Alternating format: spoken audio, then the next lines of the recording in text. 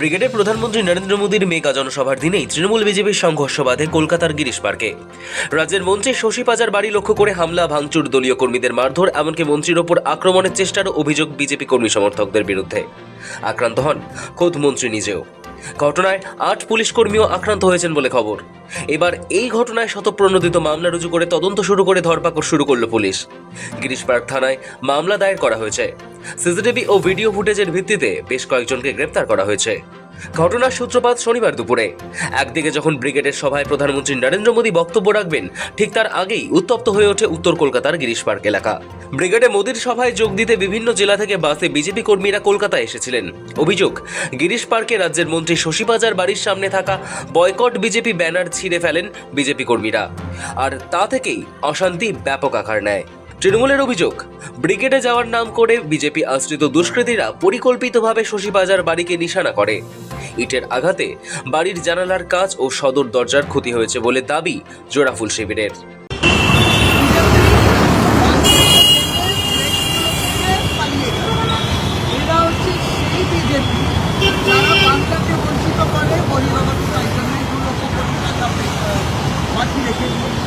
বিশ্বগুরুকে শুনতে যাচ্ছেন, আর এখানে গ্যাসের দামেতে নাজেহাল অবস্থা মানুষের, তারা বিশ্বগুরুর কথা শুনতে যাচ্ছে।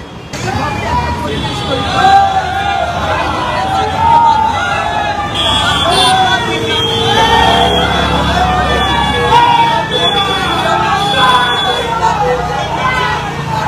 কষ্ট লেগেছে, কারণ বাংলার মানুষ তাদের বয়কট করছেন, তারা বহিরাগত, এবং তাদের ওই মাতলামও গতকালকে এলাকার মানুষ দেখেছে।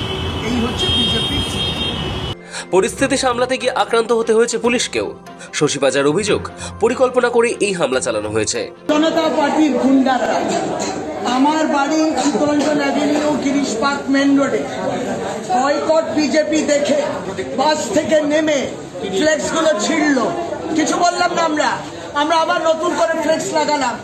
তারপর তারা ঢুকে বাড়ির ভিতরে তৃণমূল কংগ্রেসের সমর্থকরা যারা ওই সময় বসেছিল তাদেরকে মেরেছে। তারপরে আমরা প্রতিবাদ করি, আমরা রাস্তা অবরোধ করি, তাদের এই গুন্ডামি করার সাহস হলো কি করে। তারপর দেখি এই প্রত্যেকটা বাসেতে তারা রেখেছে বোতল, তারা রেখেছে পাথর, তারা রেখেছে ইট, তারা রেখেছে সমস্ত বোমা রেখেছে। তারা তারপর থেকে আমার বাড়ির উপরে আরম্ভ করেছে আক্রমণ। দরজা ভেঙেছে, জানলা ভেঙেছে, আমাদেরকে অ্যাটাক করেছে। এই লজ্জা, এরা গুন্ডামি করে বাংলা দখল করতে এসছে। তারপরে পর বাসগুলোতে তারা এসে এই বাড়ির উপর আক্রমণ করেছে। পাল্টা অভিযোগে সরব হয়েছে গেরুয়া শিবিরও। বিজেপির দাবি, শান্তিপূর্ণ মিছিলে বাধা দিতে তৃণমূল কর্মীরা আগে থেকেই মন্ত্রীর বাড়ির সামনে জমায়েত করেছিল। দাবি, ব্রিগেডে যাওয়ার পথে তৃণমূল কর্মীরাই প্রথম তাদের বাস লক্ষ্য করে পাথর ছোড়ে। এই হামলায় গুরুতর জখম হন উত্তর কলকাতা জেলার বিজেপি সভাপতি তমগ্ন ঘোষ। তাকে উদ্ধার করে হাসপাতালে ভর্তি করা হয়েছে। বিজেপির অভিযোগ, পুলিশ দাঁড়িয়ে দেখলেও তৃণমূলের সন্ত্রাস রুখতে কোনো সক্রিয় ভূমিকাই নেয়নি। ব্রিগেডকে বানচাল করার জন্য আমাদের কর্মীদের উপর হামলা করেছে। আমার কাছে ভিডিও আছে, অঙ্কিত ভিডিওটা দাও। আমি ভিডিও দেখাচ্ছি, দেখুন উপর থেকে দেওয়া ভিডিও। এখানে দেখুন শশী পাজার ছেলেরা ঢিল মারছে। ভারতবর্ষের প্রধানমন্ত্রীর সভা, রাতে পর্যন্ত গাড়ি আটকানোর জন্য শশী পাজা তার সমস্ত কাউন্সিলরদেরকে ডেকে নিয়ে তারা এই কাজ করেছে। পুলিশ গিয়ে তৃণমূল কাউন্সিলরের রেস্টুরেন্ট আছে ওখানে, সেই রেস্টুরেন্টের মধ্যে গিয়ে পুলিশ গিয়ে লুকোচ্ছে। পুলিশ কোনো আক্রমণকে আটকানোর কোনো রকম চেষ্টা করেনি। প্রত্যেকটি কাউন্সিলর এর সাথে ইনভলভ, এবং এর মাথা হচ্ছে শশী পাজা। কারণ হারবে এবার, সেই ভয়ে তত বেশি হিংস্র হয়ে উঠছে। মানুষ হিংস্র হয় কখন? যখন সেই ইনসিকিউরিটি ফিল করে। যতই করো হামলা, বিজেপি জিতবে বাংলা। যেভাবে হামলা করা, পুলিশ বলে এখানে কিছু নেই, যেটা আছে সেটা তৃণমূল। এটা বলেননি যে বিজেপি কর্মীর ওপর থেকে ড্রোন দিয়ে হামলা চালিয়েছে, ওটাও বলতে পারে। ওরা রাজ্যে এরকম 15-20 জায়গায় করেছে, কর্মীদের ফিরতে দেন।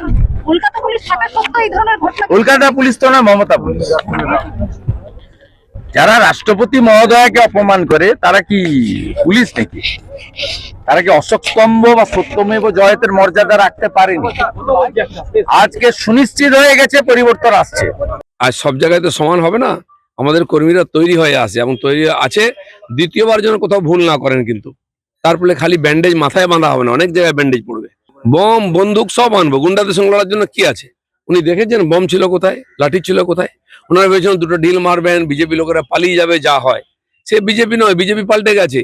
এবং এটাও জেনে রাখুন, কাল মাননীয় প্রধানমন্ত্রী বলেছেন সবকা সাথ সবকা বিকাশ সবকা হিসাব।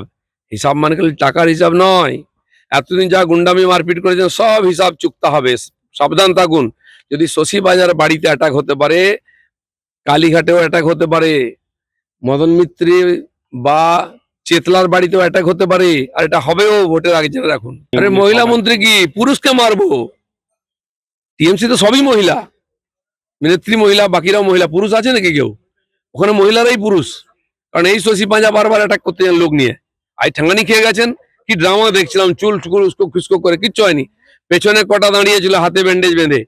আমি এই দৃশ্যটার দিন বিজেপি কে লোক দেখেছি যে আমাদের মাথায় ব্যান্ডেজ, হাতে ব্যান্ডেজ। টিএমসি মার খেয়েছে ব্যান্ডেজ বেঁধে, এত আনন্দ হচ্ছিল আমার। কালকে তো দুটো মিষ্টি খেয়েছি আমি। ঘটনার খবর পেয়ে কলকাতা পুলিশ দ্রুত ঘটনাস্থলে পৌঁছয়। বিক্ষোভকারীদের নিয়ন্ত্রণে আনতে গিয়ে পুলিশ ও বিজেপি কর্মী সমর্থকদের মধ্যে খণ্ডযুদ্ধ বাধে। পুলিশ সূত্রে জানা গিয়েছে সংঘর্ষে অন্তত 8 জন পুলিশ কর্মী আহত হয়েছেন। পরিস্থিতি নিয়ন্ত্রণে আনতে এলাকায় পুলিশ মোতায়েন বাড়ানো হয়। বিজেপির পাল্টা অভিযোগের মাঝেই শরীরে আঘাত নিয়ে সাংবাদিক বৈঠকে বসেন রাজ্যের মন্ত্রী তথা তৃণমূল নেত্রী শশী পাজা। দৃপ্ত কণ্ঠে প্রধানমন্ত্রী মোদীর উদ্দেশ্যে তার প্রশ্ন, এটাই কি মোদীর নারী সুরক্ষার গ্যারান্টি? মোদি গ্যারেন্টি দিচ্ছেন? কি গ্যারেন্টি দিচ্ছেন আপনি? অরাজকতার গ্যারেন্টি। আজকে এই পরিকল্পনা করে মন্ত্রীর বাড়ি, একজন মহিলা মন্ত্রীর, তার বাড়ির উপরে, অজিত পাঁজার বাড়ির উপরে, মমতা বন্দ্যোপাধ্যায়ের মহিলা মন্ত্রীর উপরে আপনি আক্রমণ করলেন। নারী বিদ্বেষের কথা পরিষ্কার বোঝা যায়। শশী পাজার অভিযোগ, ব্রিগেডে লোক জোগাড় করতে অন্য রাজ্য থেকে মানুষ আনা হয়েছিল। তার বক্তব্য, ঝাড়খণ্ড ও বিহার থেকে আসা লোকজনই এই হামলায় যুক্ত।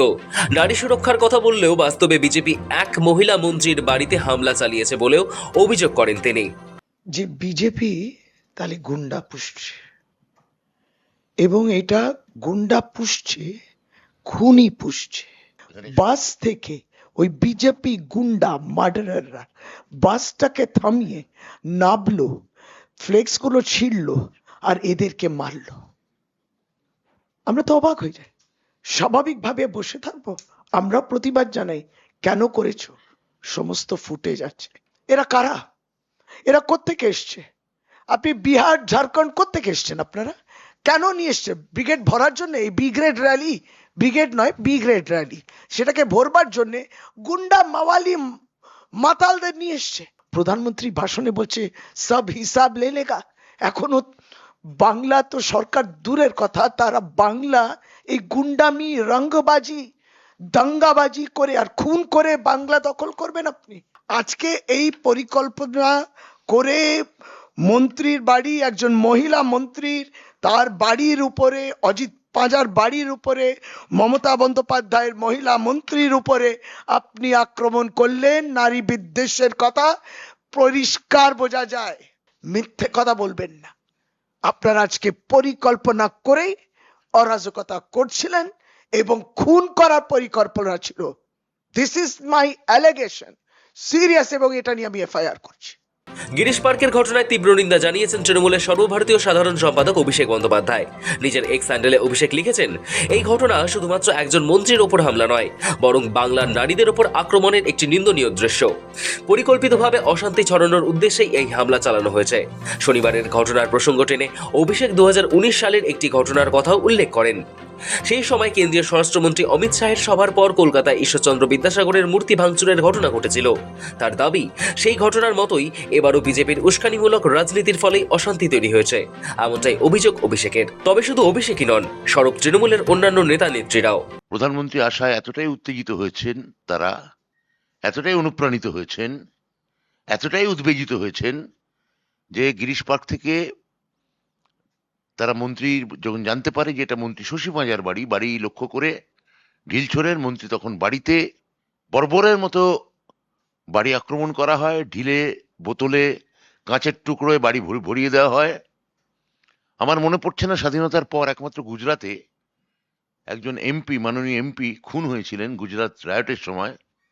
মানে স্বাধীনতার পর ভারতবর্ষের এমনকি কোনো অঙ্গরাজ্যের মন্ত্রী বাড়ি এইভাবে আক্রমণ করা হচ্ছে, আমরা এর কোনো প্রাক নজির খুঁজে পাইনি। महिला सुरक्षा যখন উনি বলেন তখন আমাদের হাসি পায়। लेकिन हमारी माननीय मंत्री आप टारगेट किसको करने, আমরা এটা জানতে চাই। আপনারা যদি মনে করেন যে অশান্তি করে পশ্চিমবঙ্গে আপনারা জিততে পারবেন, এটা আপনারা পারবেন না। আপনাদের কোনো ন্যারেটিভ কাজ করছে না, আপনারা সব চেষ্টা করে নিয়েছেন। আমরা গুন্ডা নই, আমাদের মারতে পারে, তার কারণ ওদের কাছে তো গুন্ডা রয়েছে। ওদের কাছে তো সেই গুজরাট থেকে খুনিদেরও নিয়ে আসতে পারে, ওদের কাছে বুলডোজার আনতে পারে যোগীজির কাছ থেকে। ওরা অনেক বড় ক্ষমতাবান, ইডি, সিবিআই, গুন্ডা সব ওদের কাছে আছে, কিন্তু আমাদের কাছে মানুষ আছে। রাজনৈতিক তরজার মাঝেই নড়েচড়ে বসেছে কলকাতা পুলিশ।